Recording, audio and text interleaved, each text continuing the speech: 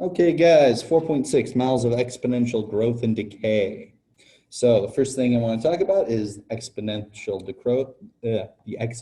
growth or decay function.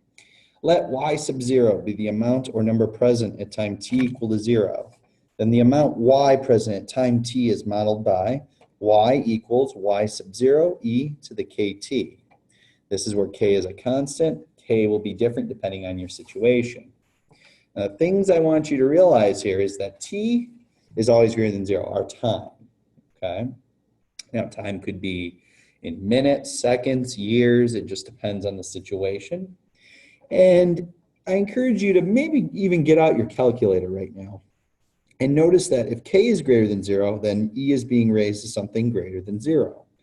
That's going to get bigger, so that's getting larger, population growth. If k is less than 0, that's e to the negative power. We know that that's actually something that's getting closer and closer to 0. Okay, you can plug this in, raise e to any negative power, and it's going to be smaller. That's decay, getting smaller. Things like radioactive decay, bacteria dying in a petri dish, something like that. Okay, so I want to go through, I want to do some problems in the book. Okay, so the first problem I want to look at, it's number 10. Okay, so let me get my book out. We'll take a look at the situation. Okay. And this is number 10 on 4.6. And they kind of give us, they kind of spoon feed us the material here first. And here's what they say. They say an initial amount of radioactive substance y sub 0 is given, along with the information about the amount remaining after a given time t in appropriate units. For an equation of the form y equals y sub 0 e to the kt, there's that growth or decay model. That models the situation, give the exact value of k in terms of natural logs. All right, well, that's fine. I'm going to take it a step further and give you the full final model where everything's filled in. We're going to start with 10. It says y sub 0 equals 30 grams. That's saying initially there's 30 grams of some sort of substance. And after 6 hours, there's 10 grams. Okay, so this is some sort of decay. I'm expecting k to be negative. Okay, let's see if it turns out that way. And let's go through this. Okay, so let's move this. So I'll start off by writing down what we know. We know that y is equal to y sub 0 e to the kt. Okay, and we know that y sub 0 equals 30 grams. What that tells me is that's the same as saying at t equal to 0, our y equals 30. Okay, and I'm going to show that. Even though I could just plug it in, I want you to understand why. It also says after 6 hours, I guess 10 grams remain. What is that telling us? Well, in equation form, if we're trying to think of it in that case, at t equal to 6, y is equal to 10. That's what that tells us. So we have to pick off that information. So instead of just plugging this in, let's say y equals, so I'm going to use the t equal to 0, y equal to 30, okay? So y equals y sub 0 e to the kt. When y is 30, t is 0. Y sub 0 e to the, this whole thing's going to be 0. Anything to the 0 is 1. That tells me that y sub 0 equals 30, just like we expect. So I just want to show you where that came from.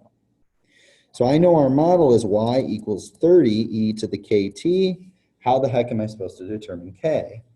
Well, let's use this start information up here. When t is equal to 6, y is equal to 10. So I'm going to fill that in. I'm going to use the star information. 10 is equal to 30e to the 6k. See how I plugged in 6 for t and 10 for y. Now, I'm going to solve this like a regular equation. I want just e to some power. I got this pesky 30, divide both sides. So that 1/3 is equal to e to the 6k.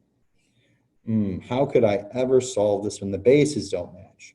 I think we did this in the last video. Take natural logs of both sides. So notice what I have right here. And now I know I can use my properties of logarithms. So natural log 1/3 equals 6k times the natural log of e. And we know the natural log of e just so happens to be 1.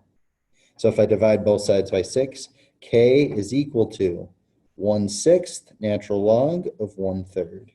And that is what the question was looking for. Okay. You may be saying, well, wait, where's the negative number? Take the natural log of 1/3 on your calculator right now. And you should see that it is indeed something negative. So our final model here, okay? Now, a lot of times, what I like to do is I like to get in a decimal and I can write it like that for my model. Or my exact model is y equals 30 e to the 1/6 natural log of 1/3 times t. And now we can go ahead and pick any time and figure out what the associated y value would be. Okay? So that's number 10 right there.